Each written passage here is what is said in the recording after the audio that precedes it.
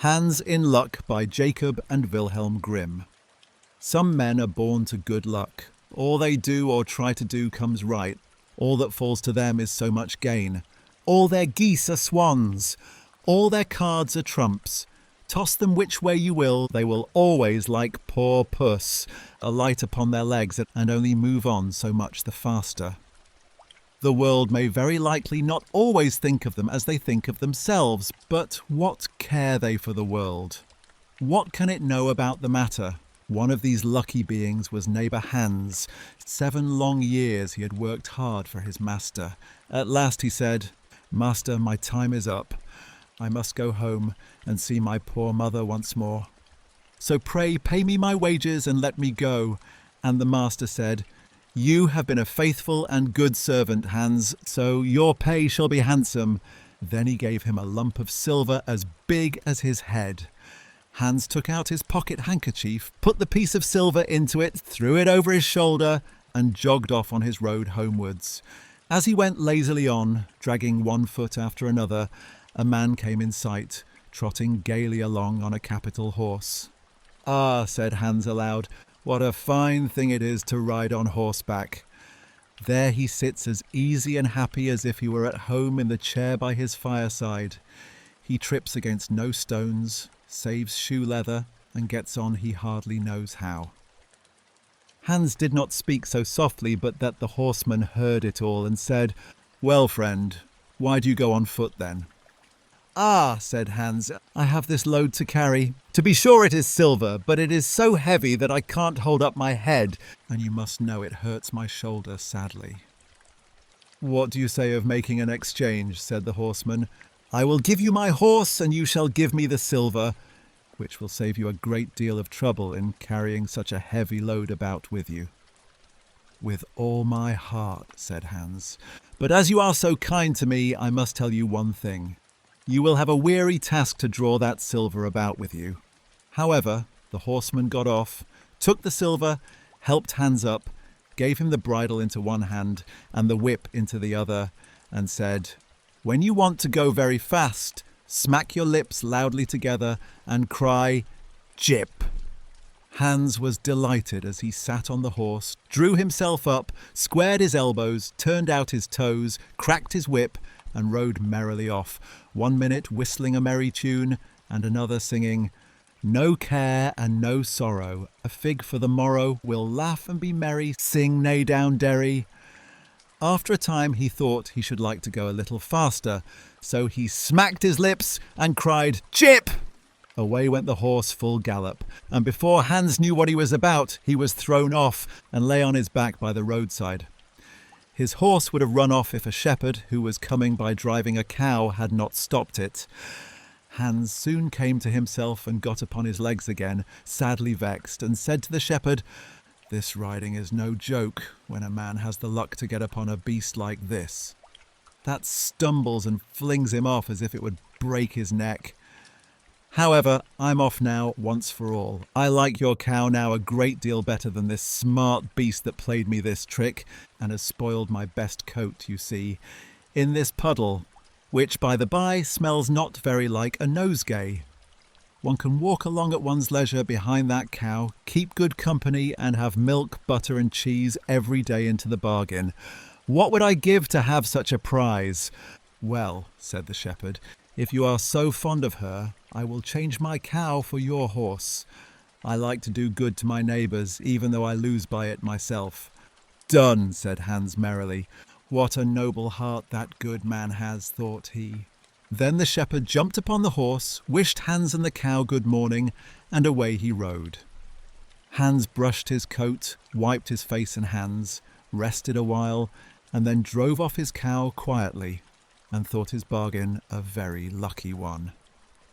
"If I have only a piece of bread, and I certainly shall always be able to get that, I can, whenever I like, eat my butter and cheese with it, and when I am thirsty I can milk my cow and drink the milk, and what can I wish for more?" When he came to an inn, he halted, ate up all his bread, and gave away his last penny for a glass of beer.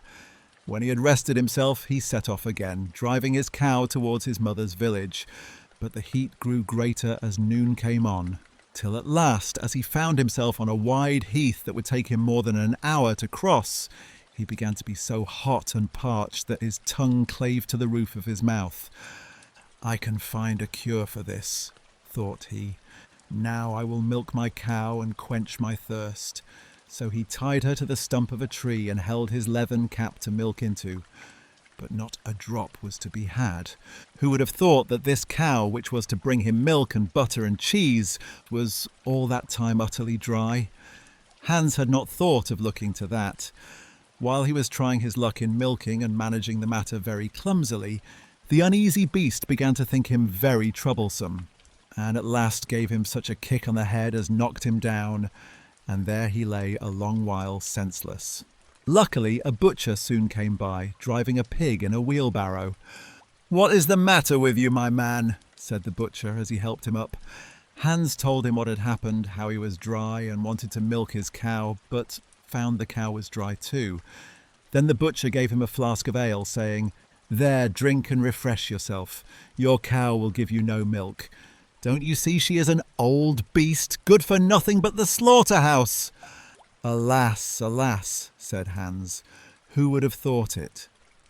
What a shame to take my horse and give me only a dry cow. If I kill her, what will she be good for? I hate cow beef. It is not tender enough for me. If it were a pig now, like that fat gentleman you are driving along at his ease, one could do something with it. It would at any rate make sausages." "Well," said the butcher, "I don't like to say no when one is asked to do a kind, neighbourly thing. To please you I will change, and give you my fine fat pig for the cow." "Heaven reward you for your kindness and self-denial," said Hans, as he gave the butcher the cow, and taking the pig off the wheelbarrow, drove it away, holding it by the string that was tied to its leg. So on he jogged, and all seemed now to go right with him. He had met with some misfortunes, to be sure, but he was now well repaid for all. How could it be otherwise with such a travelling companion as he had at last got? The next man he met was a countryman carrying a fine white goose. The countryman stopped to ask what o'clock was. This led to further chat, and Hans told him all his luck, how he had made so many good bargains, and how all the world went gay and smiling with him. The countryman then began to tell his tale, and said he was going to take the goose to a christening. "Feel," said he, "how heavy it is, and yet it is only 8 weeks old. Whoever roasts and eats it will find plenty of fat upon it. It has lived so well." "You're right," said Hans, as he weighed it in his hand. "But if you talk of fat, my pig is no trifle." Meantime the countryman began to look grave and shook his head. "Hark ye," said he, "my worthy friend, you seem a good sort of fellow, so I can't help doing you a kind turn. Your pig may get you into a scrape.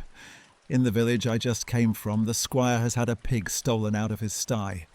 I was dreadfully afraid when I saw you that you had got the squire's pig.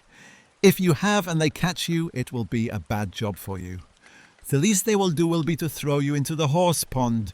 Can you swim?" Poor Hans was sadly frightened. "Good man," cried he, "pray get me out of this scrape. I know nothing of where the pig was either bred or born, but he may have been the squire's for aught I can tell.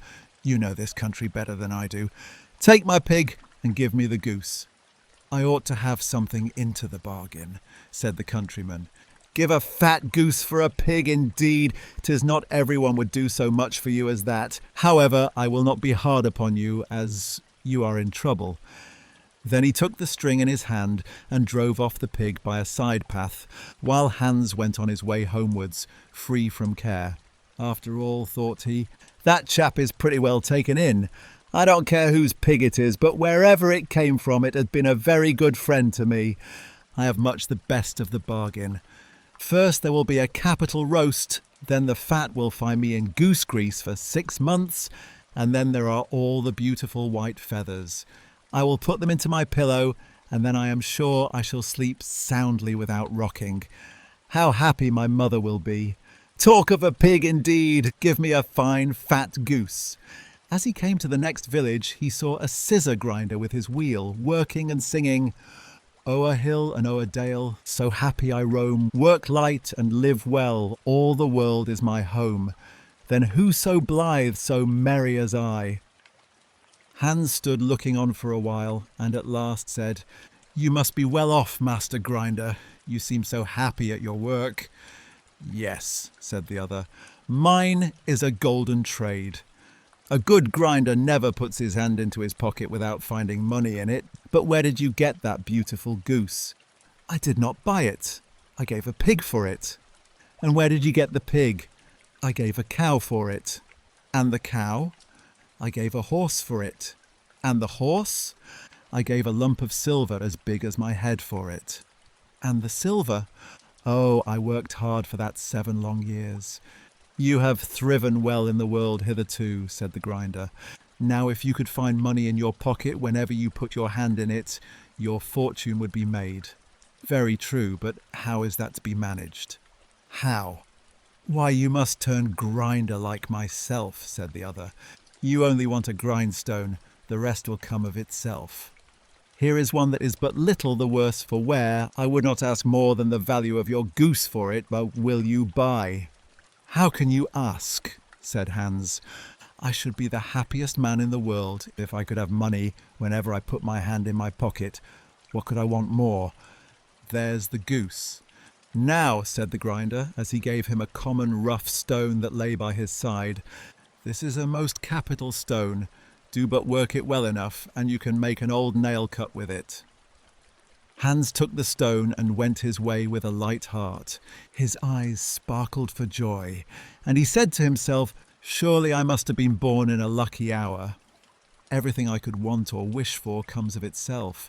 People are so kind. They seem really to think I do them a favour in letting them make me rich and giving me good bargains." Meantime he began to be tired and hungry too, for he had given away his last penny in his joy at getting the cow. At last he could go no further, for the stone tired him sadly. He dragged himself to the side of a river that he might take a drink of water and rest a while. So he laid the stone carefully by his side on the bank. But as he stooped down to drink, he forgot it, pushed it a little, and down it rolled, plump into the stream.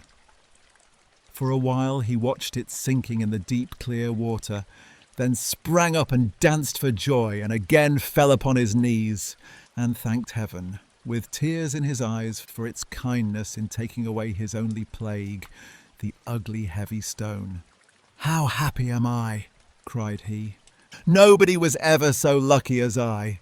Then up he got with a light heart, free from all his troubles, and walked on till he reached his mother's house, and told her how very easy the road to good luck was. The end.